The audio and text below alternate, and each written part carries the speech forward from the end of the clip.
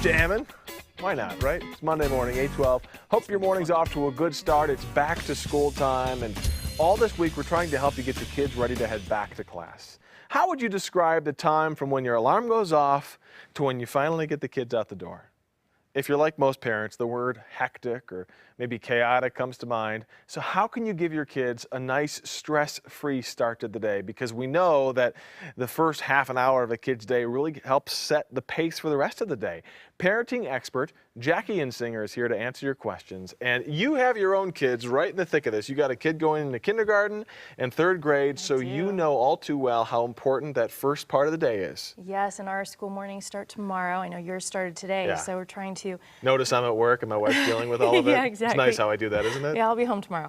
So it's starting the day like less stressful, kind of up the positive energy, get it a smoother morning to start the day out right. It's so important to start the day out on the right note. So let's go through 5 things you think that we can all do that can really just kind of make it go smoother. Okay, first thing is making meals easy. I feel like we're always making food for our children. So the night before when you're making dinner and everything's out anyway, try to make lunches then so you have one cleanup.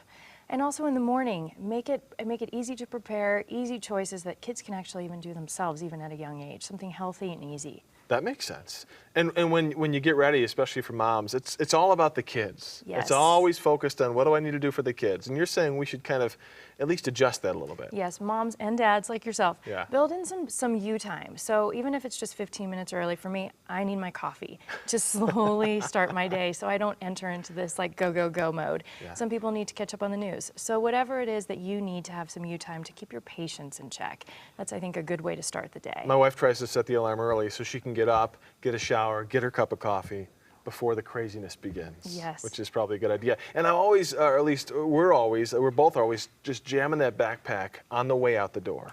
Yes, so a big thing I always talk to parents about is putting it as part of the homework routine is getting your backpacks done and getting them set and ready to go.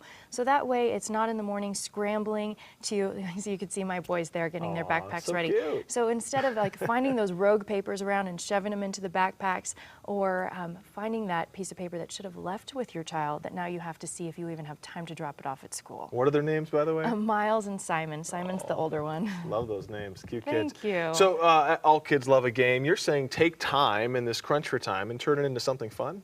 Yes, I use timers all the time, not just in the morning, and I recommend it to all the families I work with. Timers are a great motivator for kids, and it's competition without conflict. So taking the nagging out of it, taking that bad guy mom or dad piece out of it. And so you'll see we have Miles here setting the timer, and he gets, we say, okay, here's 10 minutes to brush your teeth, get your shoes on and go. And he owns that timer, and so he gets really motivated himself. Because it's his. It's his timer to run. And finally getting dressed. I know that can be stressful, especially for some kids who want to pick their own outfits, no matter how crazy they might be. Yes, and for us, we're lucky. I don't know about you guys, but we have a dress code. So I have one drawer for tops, one drawer for bottoms. That is easy. For other kids, I really recommend doing it as part of your bedtime routine. Some kids have clothes that their parents don't want them to wear to school. So separating out what you think are school clothes and what are not school clothes, it eliminates that battle of please take off your princess dress for school, and also kids who need to change their outfits a few times. It gets it done the night before, so again, smoother, prepare, have mornings, be a positive experience for kids. I say wear the princess dress to school, but that's just me. Jackie, thank you so much. Some great ideas and some things all of us can do to make it a little bit easier in the morning. So we really appreciate that. Thank you, Craig. And have you bought those school supplies yet? Well, coming up tomorrow, if you haven't, we're going to compare the prices. We're going to look at Walmart, Target, King Soopers to see where you can get the best value for your money. We're doing the shopping for you to give you an idea of what to expect when you get out there. Over to you guys. Okay. I'm so taking that timer advice. I'm like, wait a minute, the kids aren't the only one who need to set the timer. We need timers too, okay?